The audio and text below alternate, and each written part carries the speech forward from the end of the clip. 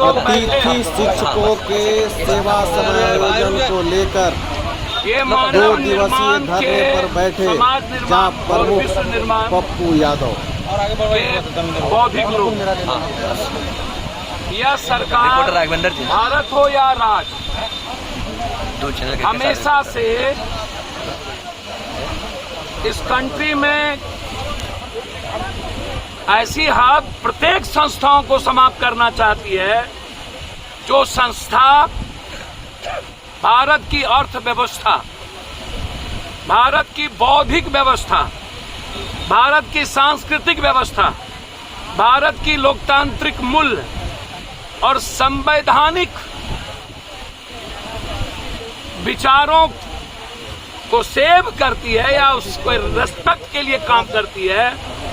140 करोड़ लोग जो दुनिया की सबसे बड़ी ताकत है, यह सरकार कभी भी संस्थाओं को बढ़ाने के अलावे उसको कमजोर करती रही है।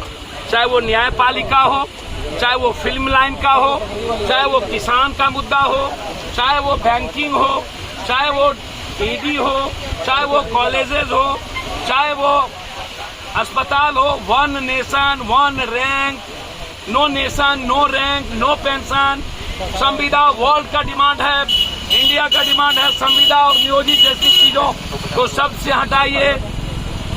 ये आप अभाव में और डर में रख करके किसी व्यक्ति से एक बेहतर इंसान और बेहतर राष्ट्र और बेहतर विश्व की कल्पना नहीं कर सकते हैं। आपको उनके पीस, उनके वे, उनके लाइफ को रेस्पेक्ट देना होगा। बातों को जब तक मुख्यमंत्री और शिक्षा मंत्री प्रोफेसर और टीचर के मामले में, जैसे बीटी है, बगल में एसटीटी है, वो लगातार प्रतियोगिता पर एग्जामिनेशन की बात कर रहा है।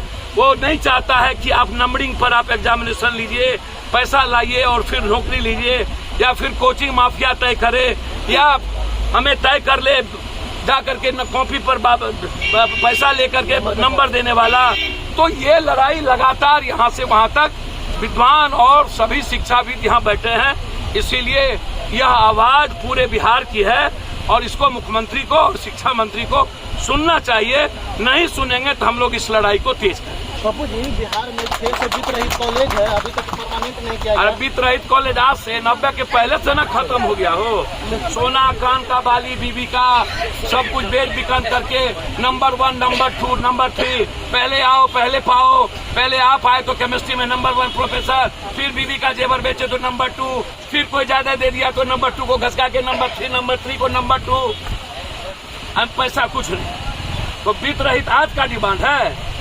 वित्त रहित को सरकार को ध्यान देना चाहिए, क्योंकि वित्त रहित ने अपना पूरा का पूरा जिंदगी भी दे दिया और अपने फैमिली का सब कुछ बेच करके प्रोफेसर में बहाल हुआ था, और कोई भी सरकार उस पर ध्यान नहीं देती है। एजुकेशन और हेल्थ से, इकोनॉमी से इस कंट्री को एक छोटा लाइन करके बात खत्म करेंगे। रविशंकर, रामदेव और नरेंद्र मोदी ट्वीट किया था डॉलर का 40, 80 से डॉलर के नीचे कभी एक नहीं हुआ। छोड़ दीजिए नोटबंदी, काला धन, जीएसटी, किसान, एनआरसी, छोड़ दीजिए महंगाई, छोड़ दीजिए एजुकेशन का वर्ल्ड में कम बजट। बस आप इतने समझिए, जिस स्टेट में लोग डरे और सहमे होंगे, जहां विश्वास का अभाव होगा, सपने नहीं देख पाएंगे, उम्मीदें खत्म हो जाएगी, और जहां कंट्री तरक्की नहीं कर सकता। इसीलिए टीचर, प्रोफेसर जो भी हैं, उनकी तनख्वाह को आप मिनिमम 1,70,000 से ऊपर करिए, और उसको किसी भी दूसरे नियोजन में मत लगाइए। ये किसमें तो चुनाव में, ये किसमें तो जाति जनगणना में, ये किसमें तो इसमें। जाति जनगणना या चुनाव या कोई भी चीज वोटर लिस्ट का आप काम करते हैं तो नए यूथ को दीजिए। जो प्रेजेंट में टीचर या प्रोफेसर है उसको सिर्फ पढ़ाने की भूमिका में रहने दीजिए, उसको कभी दूसरे चीज में मत दीजिए, ताकि उसके रेस्पेक्ट पर कोई चोट ना पहुंचे। धन्यवाद। प्रोफेसर बैठे हैं जिसकी बहाली सरकार ने 72 के आधार पर की और 2012 में इसके चीजों को कम कर दिया। सरकार ने कहा कि इंटरमीडिएट की पढ़ाई को हम हाई स्कूल में ट्रांसफर करेंगे, लेकिन कॉलेजेस में इंटरमीडिएट की पढ़ाई चलती रही। और वहां से 1200 टीचर को कम कर दिया, 1700 को। उसके बाद गेस्ट फैकल्टी टीचर जो बिहार का है, जिसको 55 साल, एक तो 6 महीने में आप तनख्वाह देते हो, दूसरी चीज कॉलेजेस की स्थिति यूजीसी के मुताबिक नहीं है, आप इसको उठा के देख लें।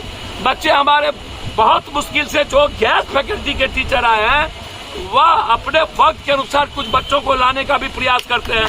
जो परमानेंट है वह नहीं भी आते हैं, पढ़ाते भी हैं, ना भी पढ़ाते हैं। तो इनकी भूमिका प्रेजेंट टाइम प्रोफेसर से ज्यादा बढ़ गई।